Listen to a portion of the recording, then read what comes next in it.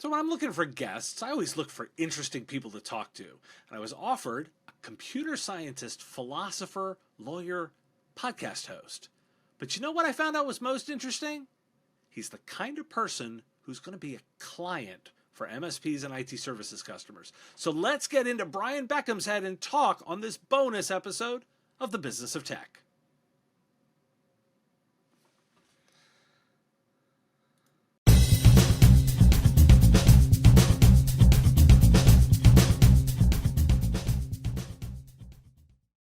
Are you and your clients tired of the time-consuming ticket tennis of coordinating meetings and help desk calls? Wouldn't it be better to automate this process with a tool that connects directly to ConnectWise Manage or Autotask? TimeZest offers scheduling automation that gives you complete control of your schedule and eliminates the hassle of calendar ping pong. As the only service designed specifically for MSPs, it integrates into your workflow and makes scheduling appointments easy on you and your clients. Plus, you can try TimeZest for free. Visit timezest.com/MSPradio and use the code MSPradio to get 10% off your first year of TimeZest. Brian, thanks for joining me today. Great to be here, Dave. Thanks for having me on. So you have such an interesting collision of worlds that I wanted to get a little bit of a sense of, because you're a computer scientist, philosopher, trial lawyer, and podcast host. Like, give me a little sense of how you're doing all that stuff and what you do for your money-making endeavors. Yeah, so my day job is a lawyer, and Okay. that's what I do. I run a law firm. I've run a law firm, VB Attorneys, for 20 plus years now, and I love it. I love the people that I work for. I love what I do because, unlike a lot of lawyers who get roped into representing giant insurance companies or pharmaceutical companies or corporations that hurt and maim people, I don't have to do that. I get to represent the teachers and the police officers and the firefighters and the moms and dads and the kids that have been victims of corporate misconduct. So I'm on the right side of the law, and it's great because every day I get to represent real people. When I first started out as a lawyer, by the way, I was at a huge law firm that represented Fortune 500 companies. It became apparent to me very, very quickly that that was not my cup of tea. But how did I become a lawyer? You know, in the early 90s, I went to Texas A&M. I was completely focused on basketball. I played basketball at A&M when I first got there. That was all I cared about. I was a jock. And I studied general studies, which is, you didn't have a major, but you kind of can sample different courses. And remember, this is the early 90s. The personal computing revolution had just kind of gained steam. The internet, I think at the time, was still owned by the government. I had an email address, but it didn't matter because I couldn't email anybody because nobody else had an email address.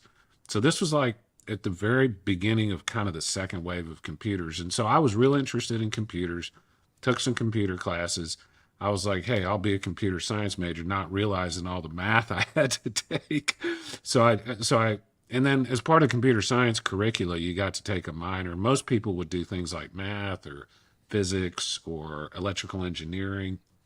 And I had sampled a couple of philosophy courses, and I asked my advisor, could I just minor in philosophy? And they said, yeah, absolutely. So I tell people, I say at the end of 4 years of studying computers, I had spent most of my college career sitting behind a computer screen with a bunch of nerds.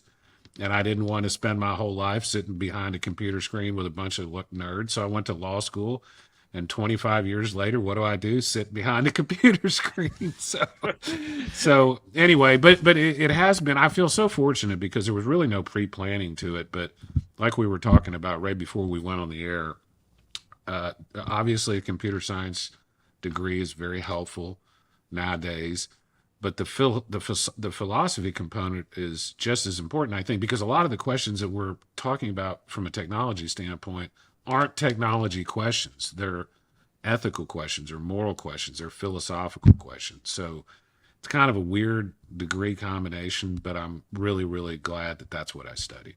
I appreciate the weird degree combination. It's a little known tidbit that my minor was in sociology, and I'm a computer Beautiful. science major. So it's the same kind of Love it. thing of bringing people together. And mine tended to be larger groups. So any listener would not be surprised to know that I'm into the data trend. But I wanted to talk to you because, in a way, you're almost the ideal customer for a lot of the people that listen to my show, because you run a law practice, you're Yeah. deep into that field, but come with deep technology savvy as you think about this. So you're spending a lot of time thinking about the questions we're talking about right now on the show. And I wanted to get your sense of where your head is at in terms of the ethics that need to be put in place, the frameworks, the guidance to be effective with AI in your field. Yeah, and some of you people, some of your listeners may have seen the story. This was a couple months ago, I think, where a lawyer had filed a brief in federal court, and had written it with a large language model, Yep. and it had just made up a case, like the Yeah, case did we not covered exist. it. So yeah. Yeah, I'm sure you. Yeah, I'm glad everybody's heard of this, and so I mean that's a perfect illustration of, at least right now. And by the way, I've been using large language models for about a year in my practice extremely effectively. It's a complete game changer for certain types of tasks. That said, you got to read the cases. I mean, like and for I know a lot of your audience is very technologically inclined. Large language models aren't really general intelligence the way that's normally defined. What they are is they're statistical machines that try to predict based on context and basic statistics and some differential calculus what words are going to appear next. And sometimes it's wrong. Sometimes those guesses are wrong. And so you absolutely cannot rely on it to cite things correctly. The other thing a lot of you listeners probably know about is terrible in math, which is very interesting from a technological standpoint. I mean, if you understand how the LLMs are programmed, it kind of makes sense. But for people to have a computer program that's good at English and bad at math is kind of a little bit of a kind of turns things upside down, if you know what I mean. So when you're thinking about this, like how Yeah. much, you're a guy who's coming at it with some of the skills on both sides of the field. But what do you see for your own, yeah, as an example of in law? Like, what do you think is going to be need to be rolled out for lawyers that don't have that technical acumen in order to be effective here? Like, how much guidance are they going to need, and what's that guidance look like? It depends on who they are. And here's what I mean by that. I have this theory that there are basically two types of brains in the world. One type of brain is the brain where you come up with an idea and you, Dave, think of all the reasons that that is a fantastic idea, right? Then there's a different kind of brain where I come up with an idea and you come up, and this is how my wife thinks, this is how my law partner thinks. They come up with all the reasons that's a terrible idea. And then I have to spend time justifying my position, which actually is it's good that my law partner and I are like that. I'm the guy that comes up with the ideas and why they're all good. He's the one that shoots holes in all my ideas. I have to justify them to him, and so that's a good mix. But the point is, from a technology standpoint, that applies too. So I'll give you just a couple examples. My law office went paperless 15 years ago. Back when we went paper, and I hear the same thing, by the way, every single time. There's no way a lawyer can go paperless. Lawyers will always use paper. I've always used paper. The judges want paper. I mean, it's just objection after objection after objection after objection.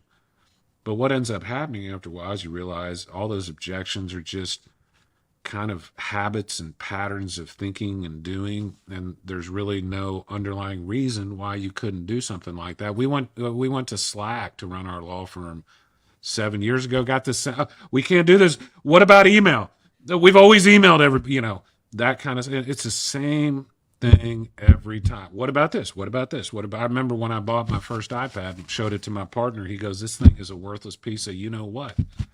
That's the only computing device he uses nowadays. So the point is, your audience needs to understand, I think, that when they're pitching technology, when they're pitching new ideas, there's two different types of minds that you're pitching to. If you're pitching to me, somebody who's technologically inclined, man, just come up with the coolest ideas you can come up with, and I'm probably going to jump on board most of them.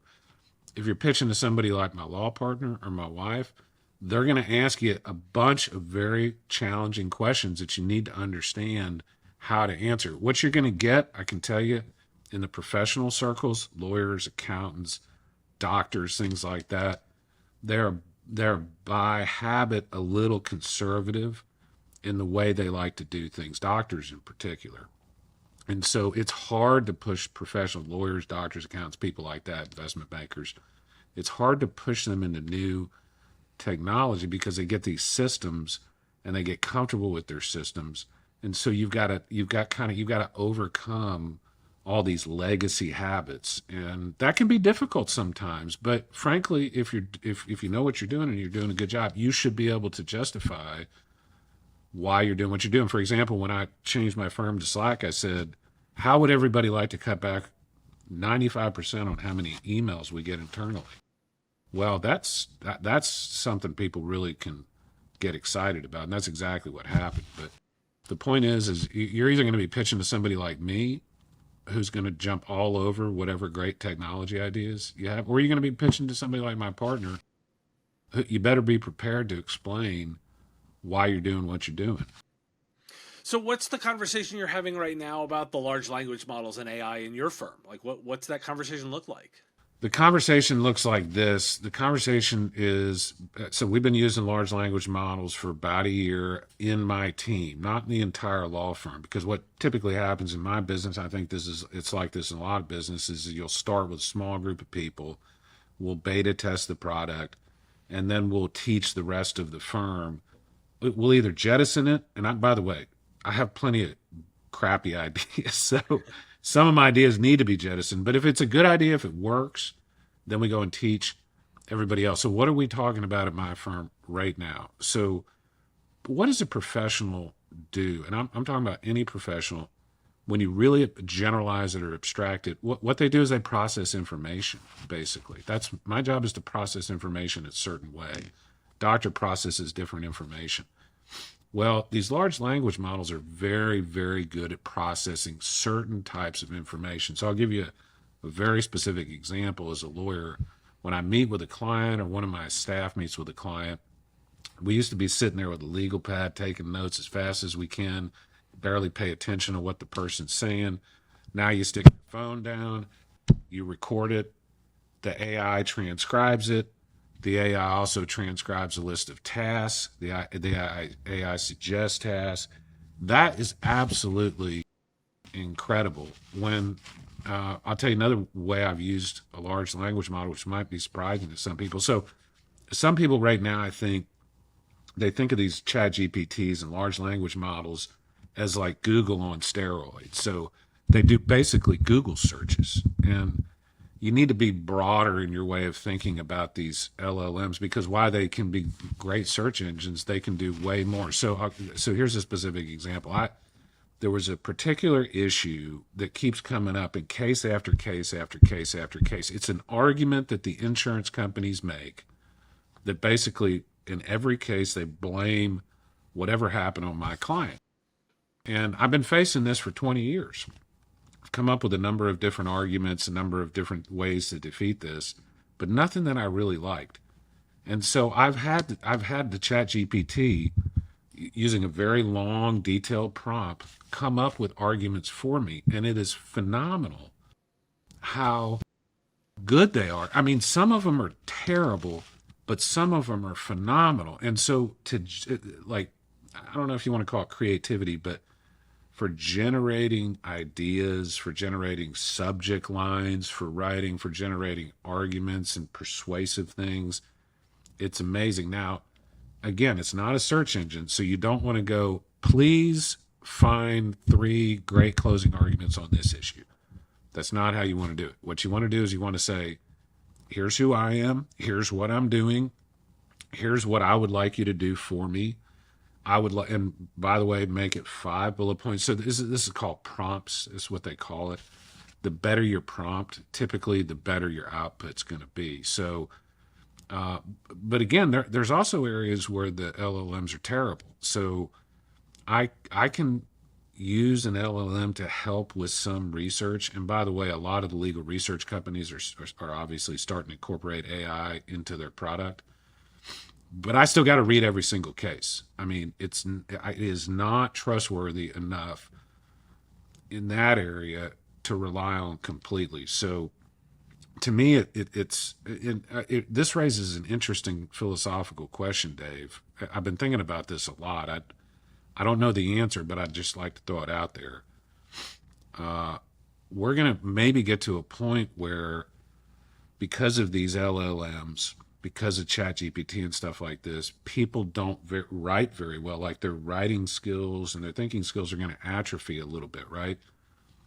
Well, if that's true, how are you going to be able to know whether what the output is good or bad? In other words, if you're not a good writer to begin with, or you're not a good researcher, or you don't know how to read case law, how are you going to check whether the chat GPT answer is good or not?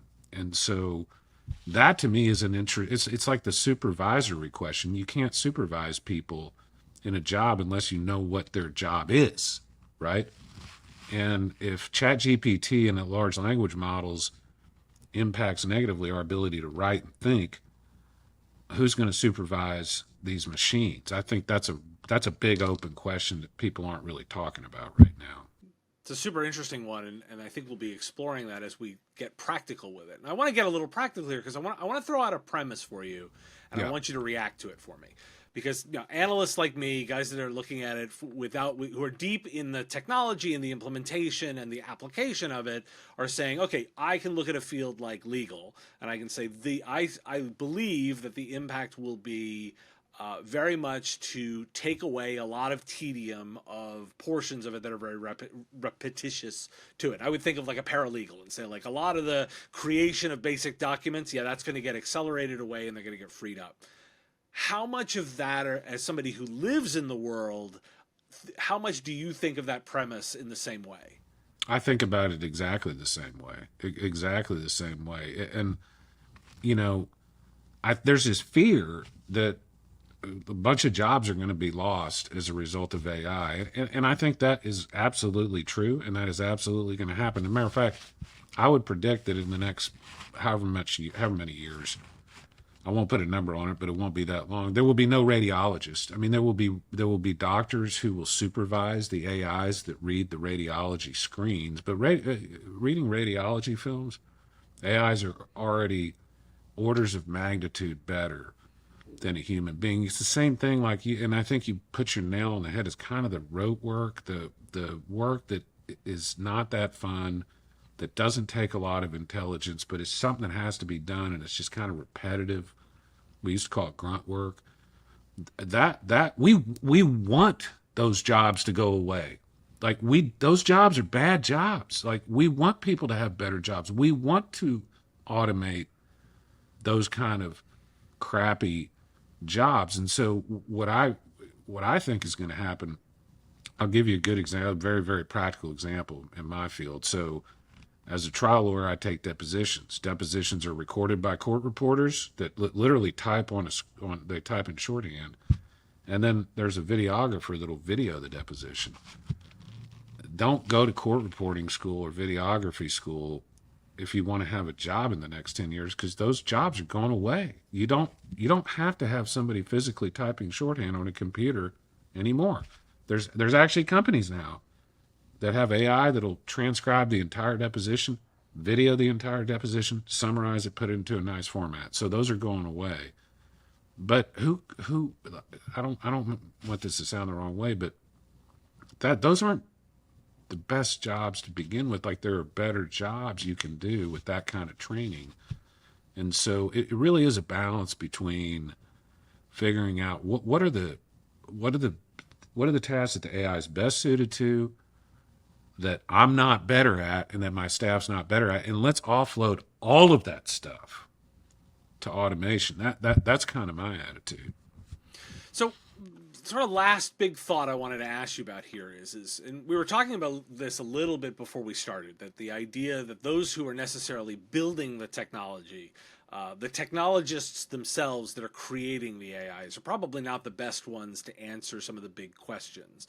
But people that are helping businesses with their technology needs might be. So I'm going to ask, like, what are the big questions, not the answers, but the questions themselves that are unanswered that you're spending most of your time thinking about in this space right now? The big question from a lawyer perspective, the big question that I'm asking is how can I use and how can my staff use AI, large language models, to offload the stuff we don't want to do and to make ourselves more efficient in the stuff that we still do. I'll tell you one problem with the efficiencies that are created by AIs and ChatGPTs is I can produce about 10 times as much stuff. So I can send out a lot more stuff. But there's still a limit to how much I can consume. So in other words, if I could do 5 research memos a week, I'm just pulling this out of the air. That's not hard. I can read 5 research memos a week. But if all of a sudden I can produce 500 research memos a week, there's no way I can process that much. So right now what I'm seeing, and this is a big question, is the output has exploded. Like my output has exploded. But there's still a limit to the bandwidth of what I can input into my brain. I mean, this is Elon Musk's, this is the whole reason he created Neuralink, allegedly, is because he wanted faster input. He wanted to be able to process information faster. So, in other words, using AI, one of the great benefits of AI is being able to do things faster and more efficiently, but how fast and how efficient until you get to a point where you've got so much output that there's no input anymore. Like there's no time to digest what's being spit out. The other thing is, and this is another big question, I think, how much can you trust the confidentiality of some of these large language models? So these are all for-profit companies. ChatGPT is owned by Microsoft. Bard's owned by Google. They're all for-profit companies. They're collecting the data. The data is being used to train the AIs. Obviously, medical, law, accounting, banking, all that stuff, highly, highly confidential information we're dealing with. So kind of the security around this information, I think, is a big deal. And so I constantly think about how can I make sure that I'm using this product in such a way that I'm not producing too much stuff, number one, and number two, that the stuff I am producing remains confidential. Well, Brian, you've given us a lot to think about. I know you do a podcast. If people are interested in learning more, tell them about your podcast. Yeah, it's called Lessons from Leaders with Brian Beckcom. It's, military generals, CEOs, New York Times bestsellers. One of the Republican candidates for president was on my podcast a couple years ago. It's just a great group of very diverse people talking about leadership and with a focus on positive leadership. And go check it out. It's on all the different platforms, YouTube, etc. Lessons from Leaders. Awesome. Brian, thanks for joining me today. Thanks, Dave. Really enjoyed it, man. Thanks for your time and attention. Time is a finite resource, and I really value you giving me some of yours. If you like this video, you can let me know with a like of the video, and even more valuable, hitting the subscription button. My content is all free, and I use metrics like subscriptions to pay the bills, so it has real value. The content here is produced under ethics guidelines posted at businessof.tech. If you're interested in more content like this, you can get access to content early via our Patreon at patreon.com/MSPradio. It's our give what you want model where you set the value of what you think the content is worth. If you like this podcast, you can catch it daily as the 5-minute news and commentary show, The Business of Tech, available on all your favorite podcatchers with links at businessof.tech. Just hit that big blue button to subscribe. Again, thank you for taking time out of your day to listen,